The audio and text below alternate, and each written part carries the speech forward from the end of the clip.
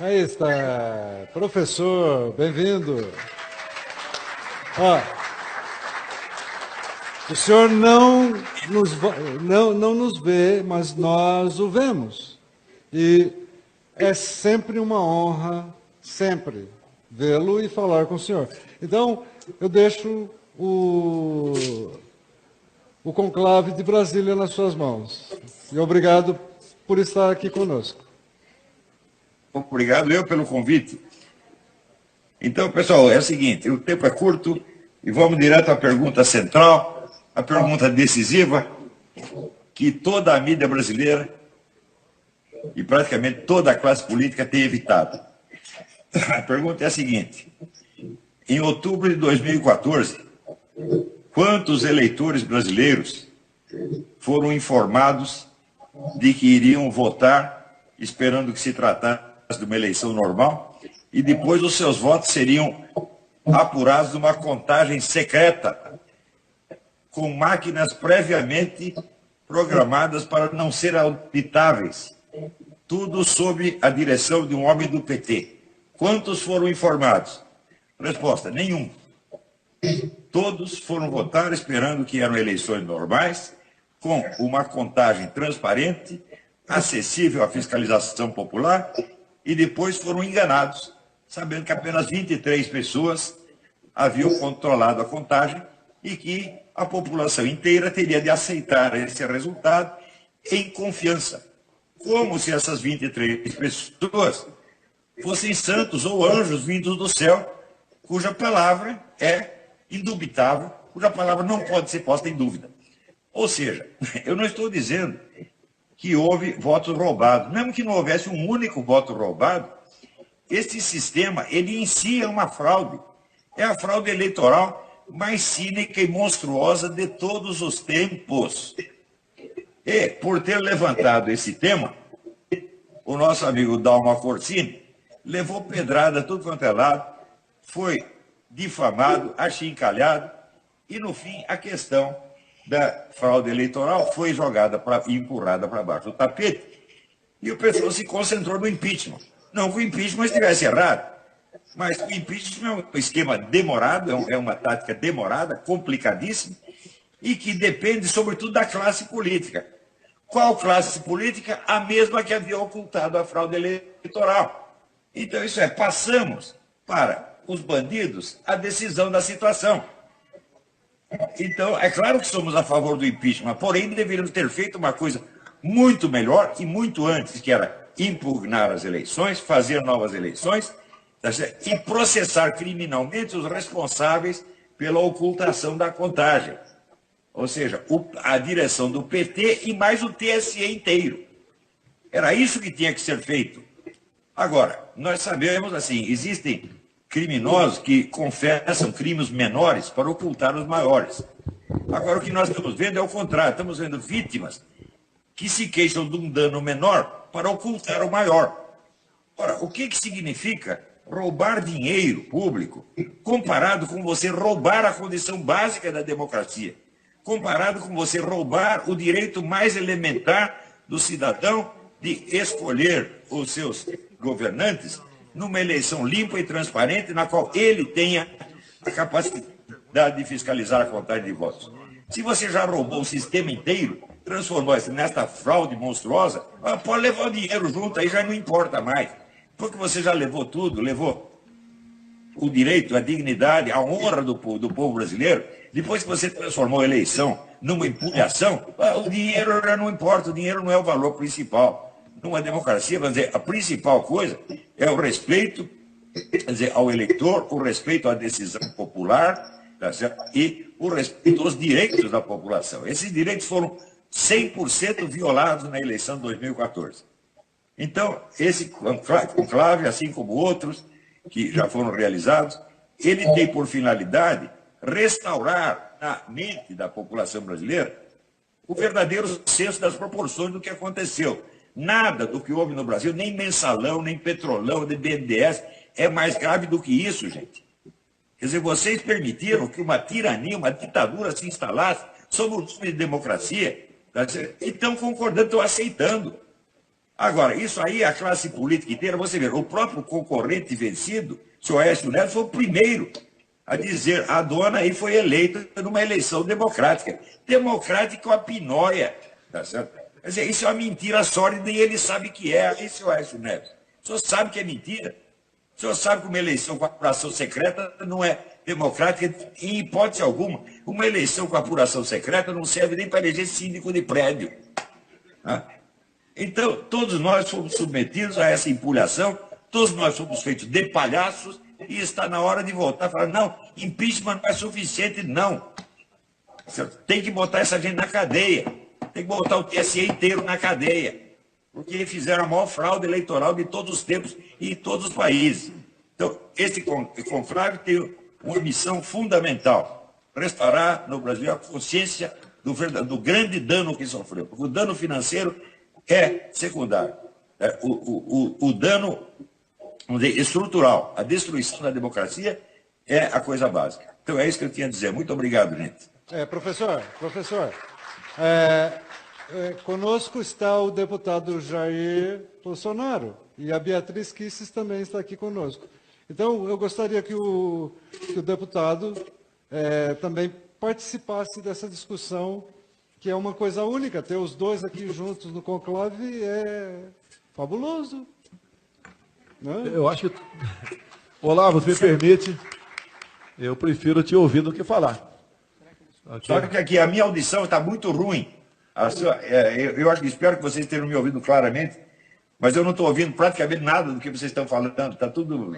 Olavo, eu acho aqui que a maioria deve concordar. Estamos aqui muito mais para ouvi-lo do que para falar. Captou aí? Capita? Olavo, é o Jair Bolsonaro. Oi, tudo bem? Teu aluno, ainda... né? Quase que eu te mando pagar umas 10 flexões aí para tu acordar, Olavo. Olavo, só no Brasil mesmo. Me permite aqui, tá? Olavo conhece bastante a história, é uma pessoa que é a maior responsável, em especial, junto à juventude, para que essa garotada acordasse para a realidade política brasileira, acordasse para o problema, né? Acordasse para o fato, para onde estava indo a política brasileira. Olavo, o que tu acha de um grupo, naquela época, que o pessoal chama de ditadura, né? Chamado Ação Popular Marxista-Leninista. Eu vou repetir aqui. Ação Popular Marxista-Leninista. Você acha que esse grupo poderia contribuir para a democracia aqui no Brasil, Olavo? Responda aí. Não, esse grupo, ele surgiu de um truque criado pelo governo soviético no tempo do Nikita Khrushchev, que era se infiltrar na Igreja Católica e criar grupos com aparência católica, mas, na verdade, manipulado pelo governo soviético. E a Ação Popular começou assim, parecia católica no começo. No fim, saiu do armário e disse Ação Popular Marxista-Leninista. Basta isso para ver que é um grupo fraudulento desde a base. Quem quer que tenha pertencido a esta coisa, ou ele confessa os crimes que cometeu, ou confessa a empulhação que foi toda a sua vida, ou então é uma pessoa que nós não podemos confiar de maneira alguma. Então, os órgãos principais eram a AP e o Partido Comunista Brasileiro. Tá certo? Esses que estavam por trás de todas as guerrilhas. O Partido Comunista Brasileiro ainda foi esperto, porque mandou uma parte ir para as guerrilhas e a outra parte ficar quietinho, fazendo a Revolução Cultural Gramsciana, que acabou ganhando a parada. Isso é, usaram o guerrilheiro como boi de pira e falaram, você vai lá morrer, você vira herói e nós tomamos o poder. E foi exatamente o que aconteceu. Foi um dos grupos mais violentos naquela época do período militar. Detalhe, a seccional Rio de Janeiro, olha, Olavo, agora presta atenção, Olavo, a seccional OAB Rio de Janeiro, ontem protocolou um pedido de cassação do meu mandato aqui no Conselho de Ética. O autor foi o advogado Felipe Santa Cruz Oliveira. Sabe quem foi o pai dele? Um dos integrantes da nossa querida Ação Popular Marxista-Leninista, que é tido como desaparecido político. Desaparecido político. Era o grupo mais violento ligado à KGB e onde os frouxos eram simplesmente justiçados. E o pai dele desapareceu em 74, ele posa até hoje como um grande arauto da democracia, que agora resolveu procurar o Conselho de Ética da Câmara para caçar o meu mandato. Então, olha só, sempre usaram, passa a palavra para o Olavo depois, hein? Sempre usaram as armas da democracia para açoitá-lo. Então, você vê, olha, um advogado que cita uma sentença de responsabilidade civil como se fosse uma sentença de condenação penal, tinha que ser expulso da profissão. Quer dizer, olha, o coronel Ustra foi condenado como torturador. Não, senhor, nunca foi. Não é uma ação penal, é uma situação civil. Agora, o cara não sabe a diferença entre civil e criminal. E é advogado, e está lá na OAB. Tem que ser chutado da profissão. Se o pai dele fosse vitorioso naquela época, nós aqui agora estaremos cortando o cano agora. O pai não do Olavo, o pai do Felipe Santa Cruz aqui. Tá ok? Ele não apenas toma uma sentença civil, como se fosse condenação penal, mas ainda estende essa condenação ao sujeito que não tem nada a ver com a história, que é o deputado Bolsonaro, que apenas falou umas palavras em defesa do acusado. Então, quer dizer, nós estamos vivendo aqui no rei da justiça da rainha de copas, tá entendendo? Está todo mundo louco. Agora, Olavo, é importante a tua palavra, porque isso aqui não vai ficar só nesse ambiente aqui, isso vai sair. A esquerda é extremamente unida. Os caras estão roubando bilhões, matam companheiros por aí, como não matavam no passado. Temos aí Celso Danel, tantos outros, e estão unidos no seu propósito, o poder absoluto. No nosso meio, quando acontece qualquer coisa entre nós, eu já vi o Olavo falando sobre isso aí, mesmo sem qualquer prova, alguns do nosso pessoal já nos crucificam. Não querem saber a verdade, né? E já nos crucificam. Nós não podemos agir assim. Lógico, tem algum colega aqui, se cometer um crime ou algo de grave, ele tem que ser afastado do convívio, sem dúvida nenhuma. Agora, o caso do coronel Brilhante Ustra, ele não teve qualquer sentença transitado em julgado numa ação penal. E até a civil, Olavo, não chegou no final da linha, tanto é que ele não pagou nada, não chegou no final da linha. E o Globo de ontem, o Jornal Nacional de ontem, reconheceu já em parte que falou que não existia qualquer ação contra o coronel. Agora, no passado era o pessoal do coronel Ustra por lá de cá e o pessoal do pai do Felipe Santa Cruz, que devia ter vergonha do pai dele, né? E não se orgulhar, do outro lado. E daí, quem está em jogo isso aí? A nossa liberdade, a nossa democracia. E hoje estamos vendo aqui já esse cidadão aí, o Rui Falcão, que já chamam ele de Rui, um passarinho menor um pouquinho, né? Já juntando o que ele chama de exército STED na fronteira com a Venezuela. O que eles querem? Seria uma manobra dissuasória para desistirmos do impeachment? Ou ele já está se preparando para sair do Brasil e ir para a Venezuela, talvez? Se bem que lá agora, se levar a esposa, não vai ter como fazer cabelo, que não tem mais secador, não é proibido usar secador de cabelo em casa, além do papel higiênico, tá certo? Secador de cabelo agora. Imagina o problema que ele vai ter com a esposa dele lá. Olha, eu conheço bem o Rui Falcão, é um sujeito que nunca pensou em outra coisa que não fosse comunismo 24 horas por dia. É talvez o comunista mais fanático que eu já conheci na minha vida. Quando assume um cargo público, pode pousar democrata, usar um pouco a ligar a democracia, mas eu conheço o cara, ele é um stalinista ferrenho, é um homem realmente perigoso. Tem até, vamos dizer, não posso lhe negar a virtude da coragem física que ele sempre demonstrou. Mas é um cara incapaz de pensar qualquer coisa fora dos cânones do marxismo-leninismo. Agora, o que esse pessoal está fazendo é o seguinte, eles estão substituindo cada vez mais, mas a argumentação racional, a prova dos fatos, por uma exibição de falsa indignação. Quer dizer, uma excitação emocional que eles querem que contagie todo mundo para ninguém poder pensar. Por exemplo, nesse caso do Ustra, do que está provado contra o Ustra? Nada. Está provado que ele era diretor de uma entidade. Se houve algum dano praticado dentro dessa entidade, ele é responsável civilmente, ele tem que pagar a indenização. Está certo, mas não quer dizer que ele foi o autor dos delitos e nem que ele mandou alguém cometer os delitos. Ora, meu Deus do céu, responsabilidade civil é uma coisa, culpa penal é outra, completamente diferente. É uma coisa que o nego aprende no primeiro ano da faculdade de Direito e que este bosta não aprendeu até agora.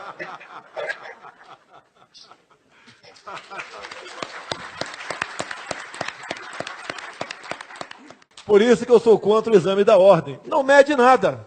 O Felipe Santa Cruz aqui, pelo menos, não mediu nada, não sabe nada. Porque o básico é a Constituição. E não é só isso. Quando entra com uma ação para caçar meu mandato, o artigo 53 é bem claro, da minha imunidade, né? Por palavras, opiniões e votos. Inclusive, eu sou inimputável, vamos assim dizer, civil e criminalmente. E lá embaixo, no inciso 5 ou 6, se eu não me engano, ainda fala que essa situação minha é válida, inclusive, em estado de sítio.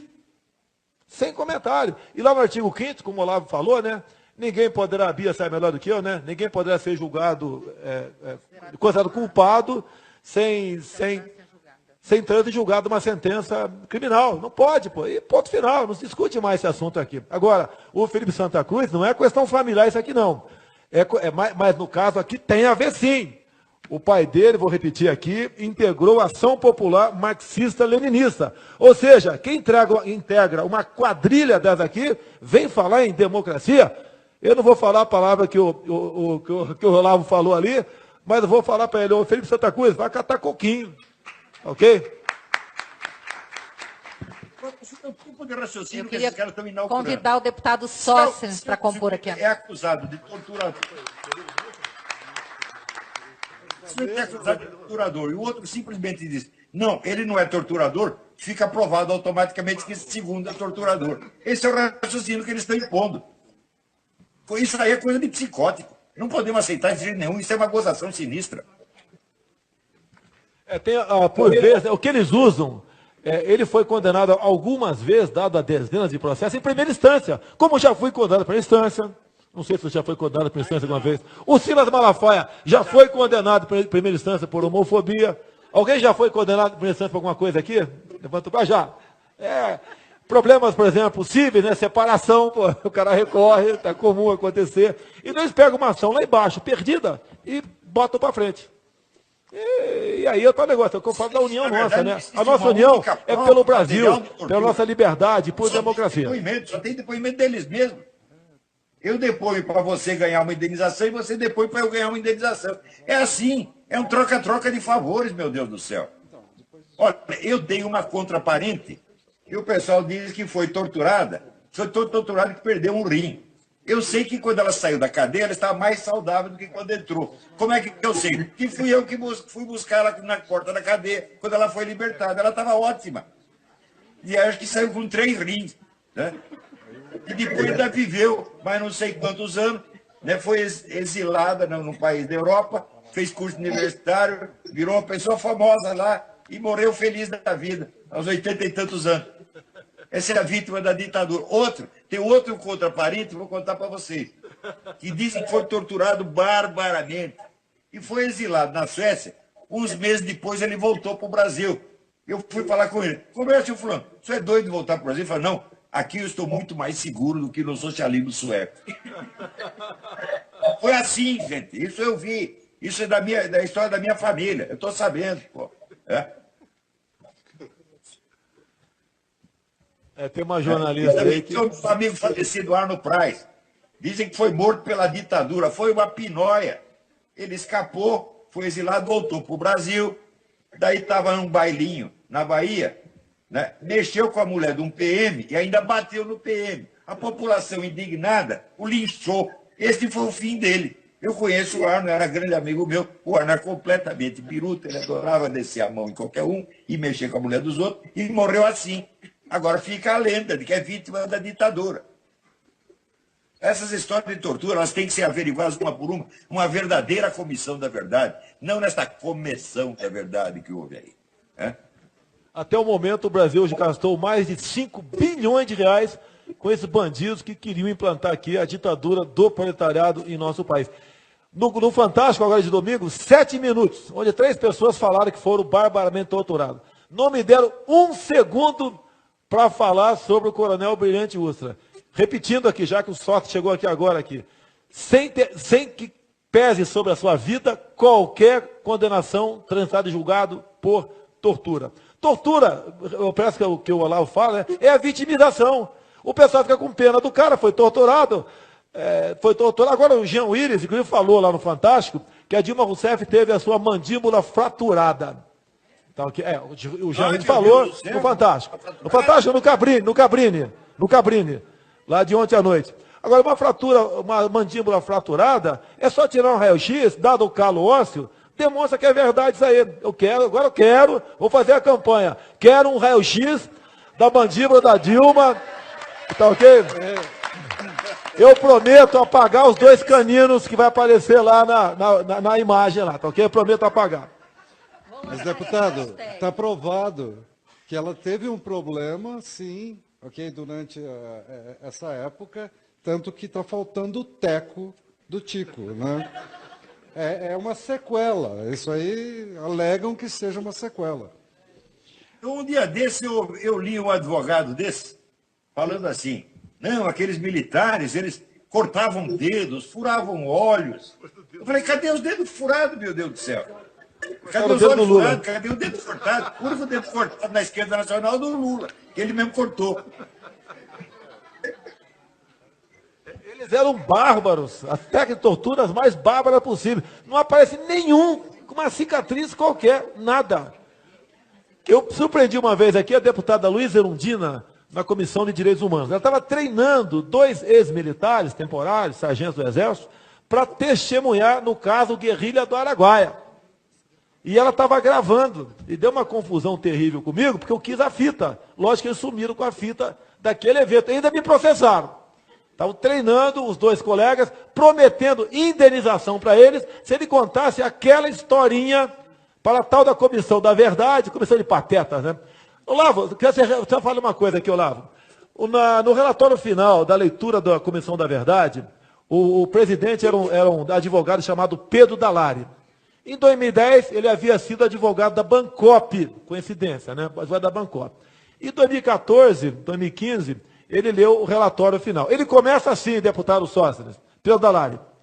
Segundo Lenin, a verdade revolucionária liberta. E deu o relatório da Comissão da Verdade. Olavo, fala alguma coisa sobre, segundo Lenin, a verdade revolucionária liberta. Era para outro mundo, está libertado. Claro, libertou as almas, elas estão todas voando.